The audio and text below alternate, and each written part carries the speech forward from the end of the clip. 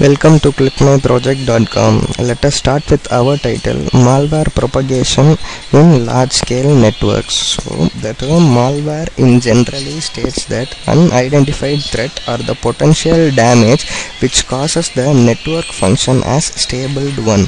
So, in the early stage of propagation, clear detection of malware is not provided in terms of network attributes.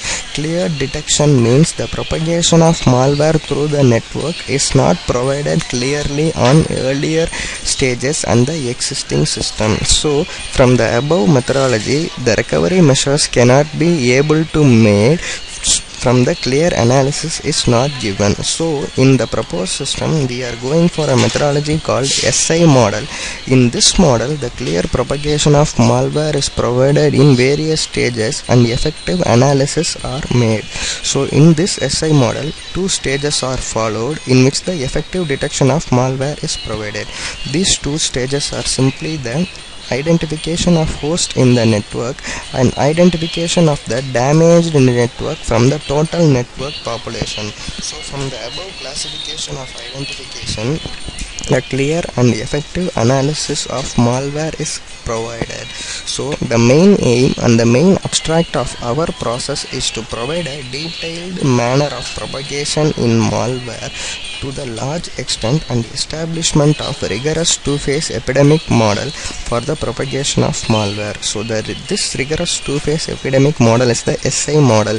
This SI model simply follows the classification of malware into three stages, namely early stage, late stage and final stage respectively, with the distribution of exponential as follows. Hence from the above system and the above proposed methodology, we are able to clearly provide the distribution of comprised host and comprised networks through the propagation of malware comparing to the existing system in a clear manner. So let us start with our flow diagram. The input for our process is the configure dataset. This configure dataset consists of network attributes in a large manner. So this configure dataset is chosen as an input for our project, and the first stage of our flow diagram is the status of vulnerable host. The status of vulnerable host means simply the stage of host. The stage of host may be whether it may be infected or whether it may be suspected. So the stage has to be identified, and after the identification of stage, the infection rate is calculated. The infection rate means the propagation of malware in a timely manner. So this rate is calculated and the infection rate is simply used to find the stage of vulnerable host as discussed earlier. This stage is the early stage, late stage and final stage respectively. After the analysis of the stage, these results are fed into the two-phase epidemic model.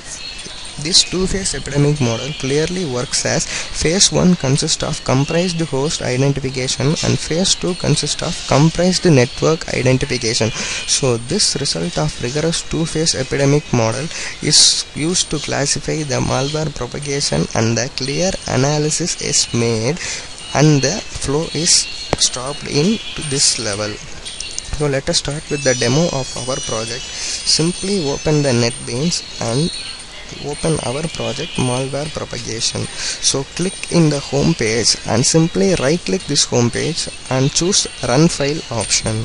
So our program or our project is running. So this is the first form of our project. So simply click the next button. So as discussed earlier, here we are loading the configure dataset. This configure dataset consists of the network attributes as stated earlier. So these are the network attributes which are going to used in the classification of malware propagation.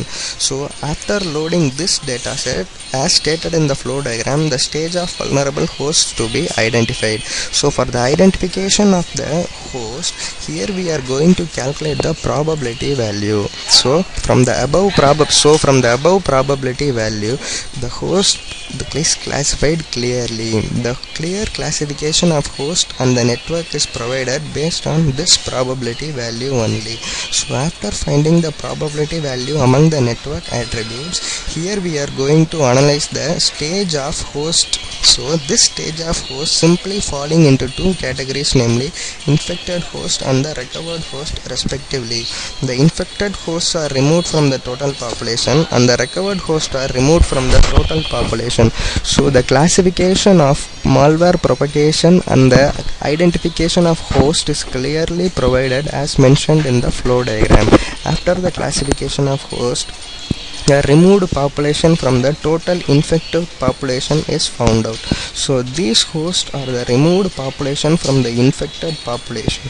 So this is clearly splitted from the total population based on the above probability value. So this, after this classification, we should find the infection rate at particular time manner. So to find this infected rate, here we are in need of some network attributes.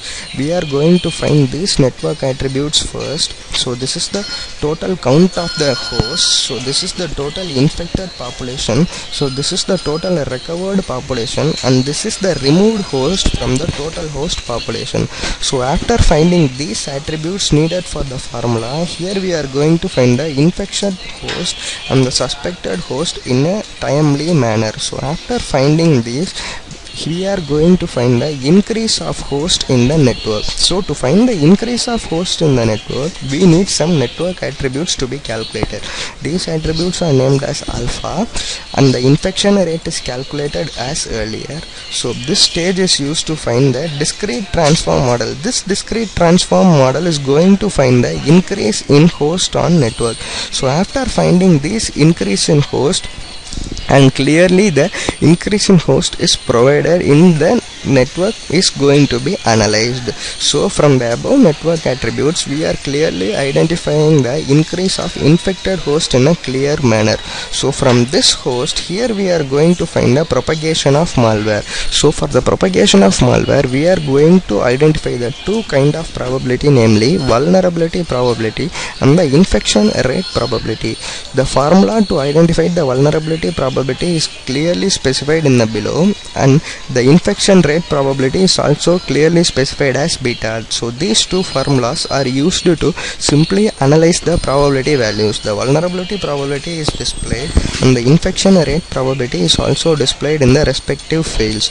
So in the ZIPF distribution, we are here clearly finding the random networks probability. Random networks probability is the any network which is chosen from the in a random manner from the above network.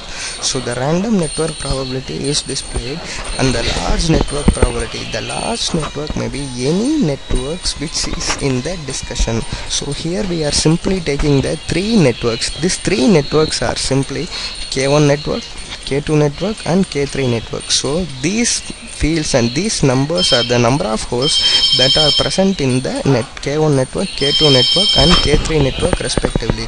So here we are clearly discussing the comprised distribution, and here we are going for a model analysis. So this model analysis clearly classifies the host population in terms of initial stage, final stage, late stage respectively. So the task of our project is clearly achieved. Thank you.